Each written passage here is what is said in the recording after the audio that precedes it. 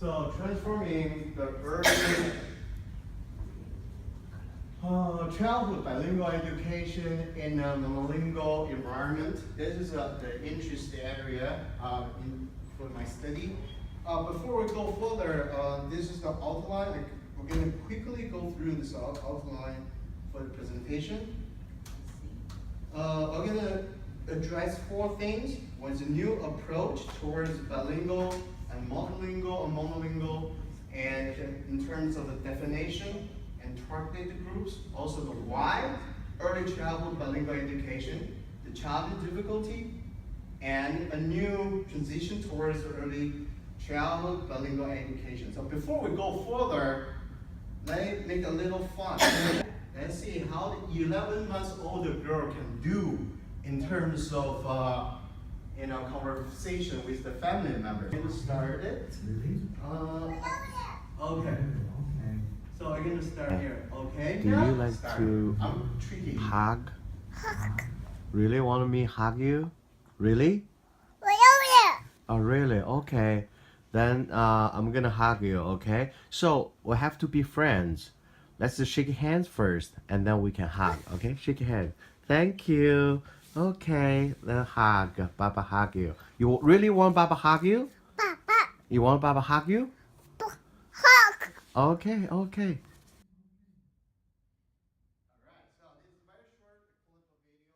And have an educated guess what the father is. Doesn't the father sound like me? Okay, all right, thank you, Tom. I'm the father, and this is my daughter, which is 11 months old.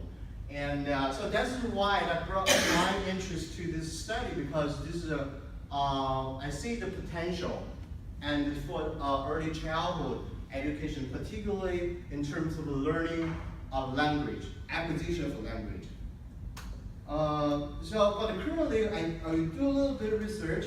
Right now, according to the Colin Baker, and the defined term of bilingualism, multilingualism is a very, very complex job, because they involve a wide spectrum of dimensions. For example, you have to considering the ability, use, balance of the 2 language, age, development, so on and so forth. So they make this is defining of bilingual or monolingual so complicated. So for me, it's hard sometimes and to draw the line and to focus a targeted group. So what I do is simply create a little structure to make it easier to define the bilingualism or monolingualism.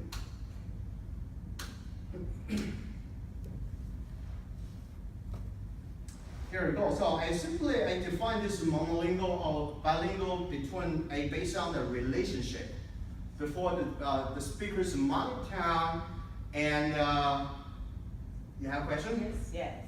Is it possible for you to just change the font color so we can see? Oh, sure. I figured it out. Yes.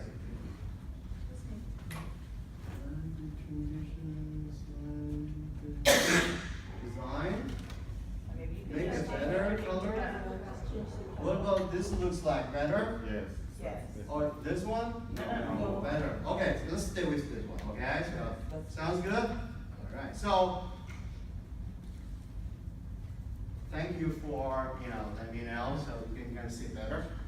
Yeah. So this is we simply define this into 2 categories. It's a monolingual nation and the bilingual nations. Are we based on the relationship between their mother tongue and their official languages?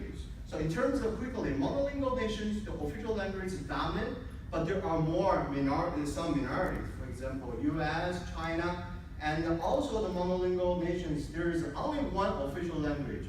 So there's no minorities, so like Korea, Japan, most likely. Or in terms of bilingual and monolingual, there are more than one official language spoken, like Switzerland, Singapore, they have 4, for example, in Singapore.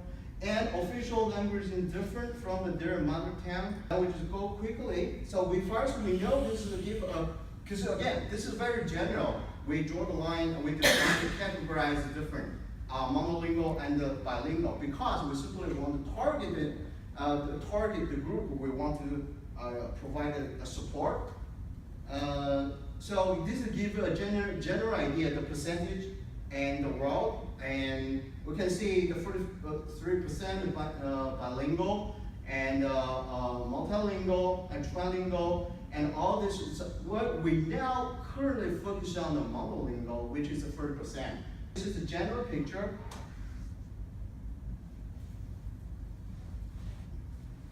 So what group we are targeting? And the bilingual education for targeted groups are, we're targeting the majority of the monolinguals, remember in the structure I provided before, and targeting the disadvantaged groups or rural regions in both the monolingual and the bilingual and multilingual nations. This is specifically those socio-economically disadvantaged groups. And prioritizing specifically, we target the both and the monolinguals at early child stage. This is the target group I'm studying and interested in. Right? So everybody with me, because the time is kind of short. If they have questions, just can ask me quickly.